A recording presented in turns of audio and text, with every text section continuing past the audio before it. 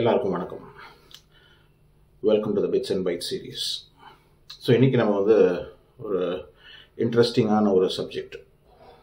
இப்போது 2 நாளைக்கு முன்னாடி நான் வந்து யூடியூப்பில் வந்து ஒரு வீடியோ பார்த்தேன்.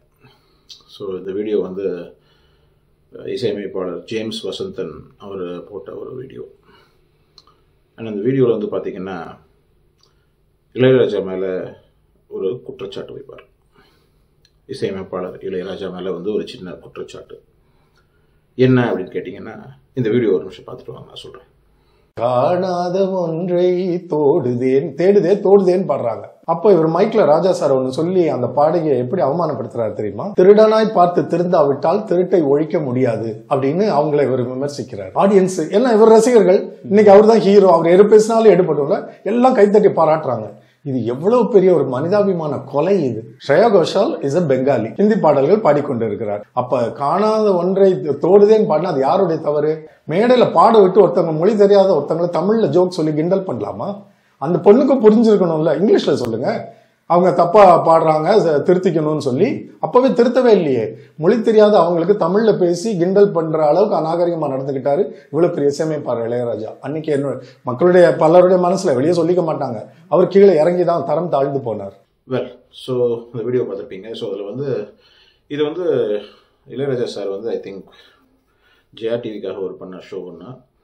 அந்த ஷோவில் வந்து ஸ்ரேயா கோஷல் ஒரு பாட்டு பாடியிருப்பாங்க. ஸோ பேசிக்கலி அந்த பாட்டு வந்து காற்றில் எந்தன் கீதம் காணாத ஒன்றை தேடுதே. அதில் வந்து தேடுதேங்கிறதுக்கு போல தோடுதேன்னு பாடியிருப்பாங்க. அது வந்து இளையராஜா வந்து ஒரு அசிங்கமாக வந்து ஒரு கிரிட்டிசைஸ் பண்ணிடுவார்.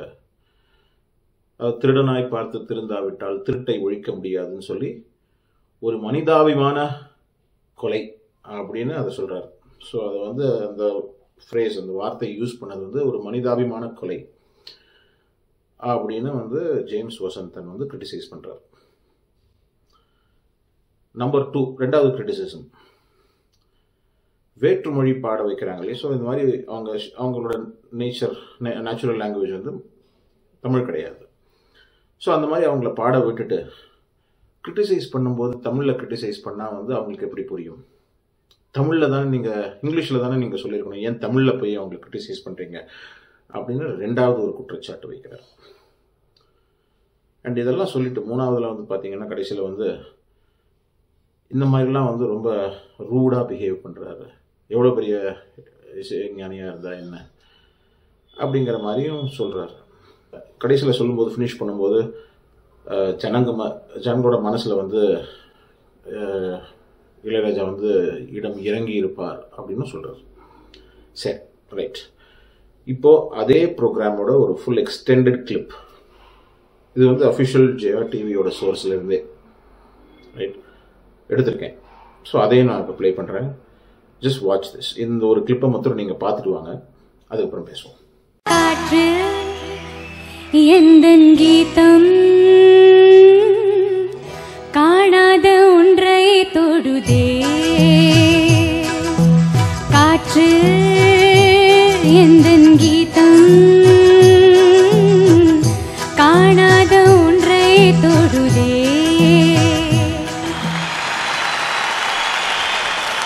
Thank you so much. You people are wonderful. You wrote Tedude here. I know. When I got the claps for that Tedude once, I sang it rightly. Thank you so much.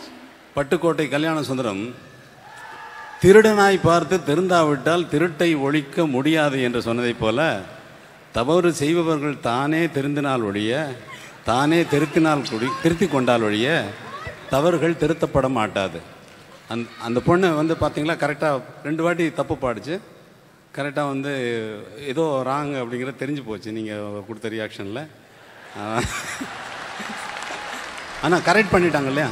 பாஷை தெரியாதவங்க நம்ம பாஷையை பாடுறதுக்கு அனுமதிக்கலாம். Alright. So இப்போ நீங்கள் இந்த full clip பார்த்துருப்பீங்க இல்லையா. ஸோ இந்த ஃபுல் கிளிப்பில் வந்து பார்த்தீங்கன்னா ஃபர்ஸ்ட் பாயிண்ட், ஜேம்ஸ் வசந்தன் எடுத்து வைக்கிற ஃபர்ஸ்ட் கிரிட்டிசிசம் பார்ப்போம். அதாவது என்ன சொல்கிறார்? திருடனாய் பார்த்து திருந்தாவிட்டால் திருட்டை ஒழிக்க முடியாது அப்படின்னு ஒரு கமெண்ட். இது வந்து மனிதாபிமான கொலை அப்படின்னு ஜேம்ஸ் வசந்தன் சொல்கிறார். பட் நீங்கள் அந்த ஃபுல் வீடியோ பார்த்தீங்கன்னா இளையராஜாவோட கான்டெக்ஸ்ட், அவர் எந்த கான்டெக்ஸ்டில் சொல்கிறாருன்னு பாருங்கள். அந்த திருடனாய் பார்த்து திருந்தாவிட்டால் திருட்டை ஒழிக்க முடியாதுன்னு சொல்லிட்டு அதோட காரிலேஷன், அதாவது தப்பு பண்ணுறவங்க அவங்களா திருத்திக்கிட்டால் ஒழிய தப்பை திருத்த முடியாது. அண்ட் இதையும் சொல்லிட்டு அந்த சேம் ஹேண்ட் 2 வாட்டி தப்பாக பாடினாங்க, பட் 3வது வாட்டி உங்கள் ரியாக்ஷன்ஸில் பார்த்ததுக்கப்புறம் ஆட்டோமேட்டிக்காக திருத்திக்கிட்டாங்க பார்த்தீங்களா? ஐ திங்க் அதுதான் இம்பார்ட்டண்ட், அதுதான் சொல்ல வரேன். அண்ட் அவரே சொல்கிறார், சொல்லும்போது இன்னொன்று சொல்கிறாரு, வேற்று மொழி தெரிஞ்சவங்க ஒரு தமிழ் பாட்டு பாடும்போது இதெல்லாம் நம்ம அக்செப்ட் பண்ணிக்கலாம், தப்பு கிடையாது அப்படின்னு சொல்கிறார். ஸோ இளையராஜா அவங்கள அசிங்கப்படுத்தலை, இன்ஃபேக்ட் அவங்கள அப்ரிஷியேட் தான் பண்ணியிருக்காரு. நம்பர் 1. இது ஏன் உங்களுக்கு புரியல ஜேம்ஸ் வசந்தன் சார்? ஒரு பார்ட் ஆஃப் த கிளிப் மாத்திரம் எடுத்துகிட்டு மனிதாபிமான கொலைன்னு வேறு சொல்கிறீங்க.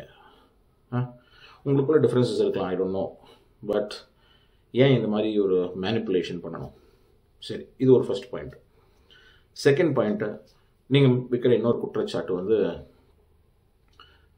அவங்க வேற்றுமொழி பேசுகிறவங்க ஏன் தமிழில் கிரிட்டிசைஸ் பண்ணுறீங்க? இங்கிலீஷில் அவங்களுக்கு புரிகிற லாங்குவேஜில் சொல்லியிருக்கணுமா வேண்டாம்? அவங்க தப்பு பண்ணுறாங்க, என்ன பண்ணணும்?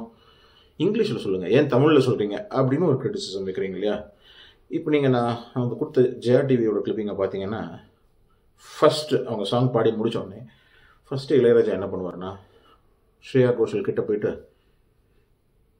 யூ ரோட் இட் அஸ் தேடுதே, why you sang it as தோடுதே அப்படின்னு கேட்பார்.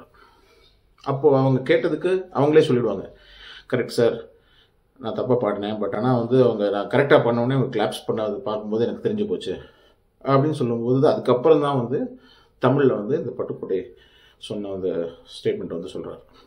ரைட்.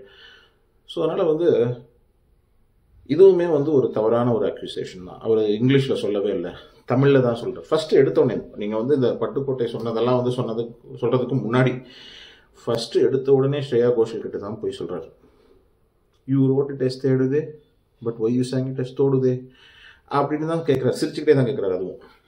ரைட். ஸோ அதனால் செகண்ட் அக்யூசேஷனுமே ஃபால்ஸ்.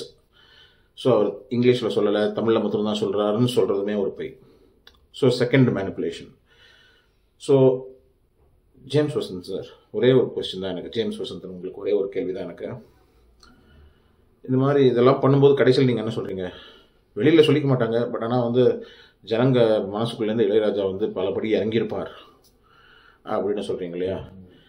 இப்போ இந்த மேனிப்புலேஷன் எல்லாரும் பார்த்தாங்கன்னா, நீங்கள் பண்ணுற மேனிப்புலேஷன் எல்லாருக்கும் தெரிய வந்ததுன்னா, ஜனங்க மனசுலேருந்து யார் கீழே இறங்குவாங்கங்கிறது நீங்கள் சொல்லுங்கள்.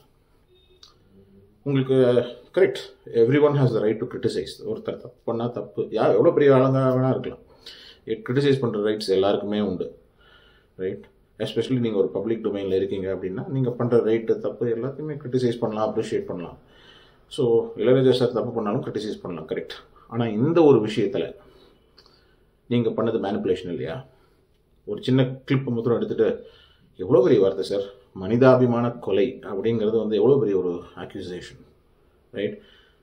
So I'm sorry Vasanthan sir, நீங்கள் போடுற music I love it too. நீங்கள் உங்கள் மேலே எனக்கு ரொம்ப பெரிய மதிப்பு இருக்குது. ஆனால் இது unwanted sir. Right. Why should we get into such kind of controversies? இது தேவையில்லாத ஒரு அக்யூசேஷன் தோணுது. That's all I want to say guys. So stay safe and thanks for வாட்சிங்.